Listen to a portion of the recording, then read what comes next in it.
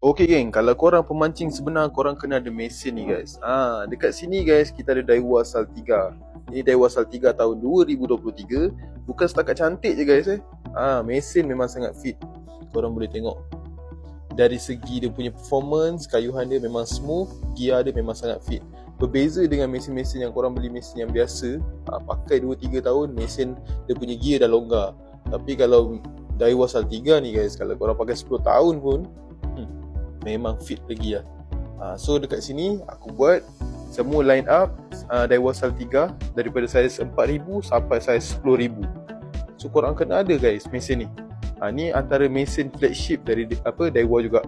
So mesin saiz yang kita ada saiz 4000H, iaitu high lah, high gear dan extra high gear 4000SH. Dua ni kita ada, ni yang available dekat kita orang. Lepas tu kita ada 5000XH extra high, kita ada 5000P power gear. Ni rendah lah. Kalau power gear ni ratio dia 491, extra high ratio dia 621. Lepas tu kita ada 6000H. Untuk saiz 6000 kita ada H sahaja, ratio 571. Itu 8000 dan juga 10000. 8000 kita ada 8000H dan 10000H. Ni spek-spek dia ni, korang boleh tengok. Yang aku suka ni guys, mesin ni guys, dia punya lasak dia lah, dia punya gear, dia punya drag memang padu. Korang nak main bottom pakai Daiwa Saltiga ni memang recommended lah. So guys, kalau mesin yang dah terbaik dekat sini, mesin yang mantap macam ni, kita kena pairkan dengan tali yang baik, tali yang berkualiti lah. So dekat sini, tali yang paling bagus korang nak pair kan, kalau korang beli Daiwa Saltiga ni, korang pakai tali Yamato ni. Tali Yamato ni guys, walaupun dia 30 LB, 30 kilo punya ikan memang takkan putus lah. Sebab tali ni 12 sulam dan bukan recycle punya braided, dia original punya braided. Lifespan dia ataupun ketahanan dia boleh sampai 5-10 tahun lah.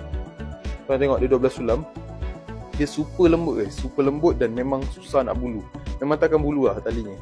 5-10 tahun korang pakai pun takkan bulu. Korang tengok memang lembut, nak casting okey, sesuai sangat, nak jigging sedap, memang padu lah. Potong air, potong angin, memang mantap. Yamato 12 sulam. So geng, ini Daiwa Saltiga. Macam aku cakap tadi, mesin yang baik dekat sini daripada Daiwa. Korang tengok, memang lawa guys. Macam aku cakap kalau korang beli mesin yang murah, dia punya gear tu cepat longgar 2-3 tahun.